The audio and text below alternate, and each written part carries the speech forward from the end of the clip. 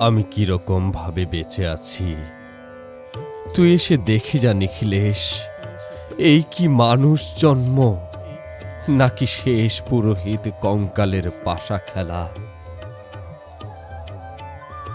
প্রতি সন্ধেবেলা আমার বুকের মধ্যে হাওয়া ঘুরে ওঠে, হৃদয়কে অবহেলা করে রক্ত। আমি মানুষের পায়ের কাছে কুকুর হয়ে বসে থাকি তার ভেতরের কুকুরটাকে দেখব বলে। আমি আক্রোশে হেসে উঠি না।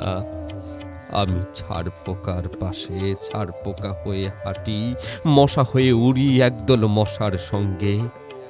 খাঁটি অন্ধকারে স্ত্রী লোকের খুব মধ্যে ডুব দিয়ে দেখেছি দেশলাই জেলে। ও গায়ে আমার কোনো ঘর বাড়ি নেই। আমি স্বপ্নের মধ্যে বাবুদের বাড়ির ছেলে সেজে গেছি রঙ্গালয়ে। পরাগের মতো কু দিয়ে উড়িয়েছি দৃশ্যলোক। ঘামে ছিল না এমন গন্ধ যাতে ক্রোধে জ্বলে উঠতে পারি। নিখিলেশ, তুই একে কি বলবি? আমি শোবার ঘরে নিজের দুই হাত পেরেকে বিধে দেখতে চেয়েছিলাম যিশুর কষ্ট খুব বেশি ছিল কিনা। আমি ফুলের পাশে ফুল হয়ে ফুটে দেখেছি তাকে ভালোবাসতে পারি না।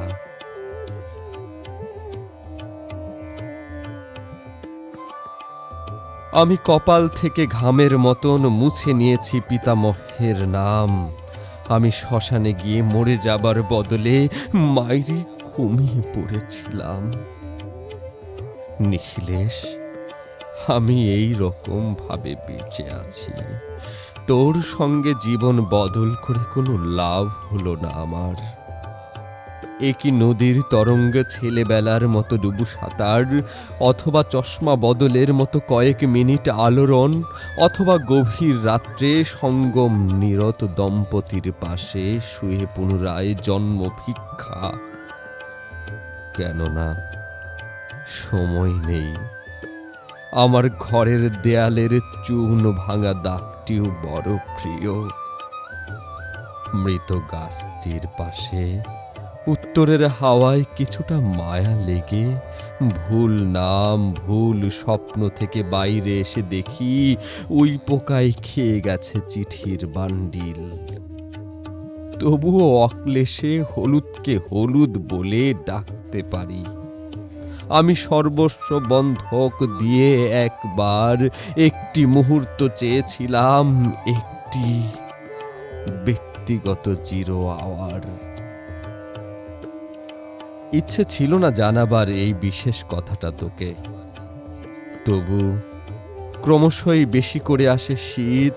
রাতে এরকম জলতেষ্টা আর কখনো পেত না।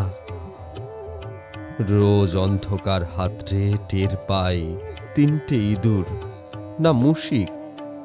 তাহলে কি প্রতীক্ষায় আছে অদূরেই সংস্কৃত শ্লোক?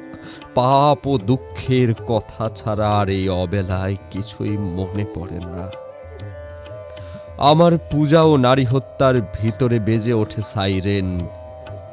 নিজের দুহাত যখন নিজেদের ইচ্ছে মতো কাজ করে তখন মনে হয় ওরা সত্যিকারের। আজকাল আমার নিজের চোখ দুটোও মনে হয় এক পলক সত্যি চোখ। এরকম সত্য পৃথিবীতে খুব বেশি নেই আর।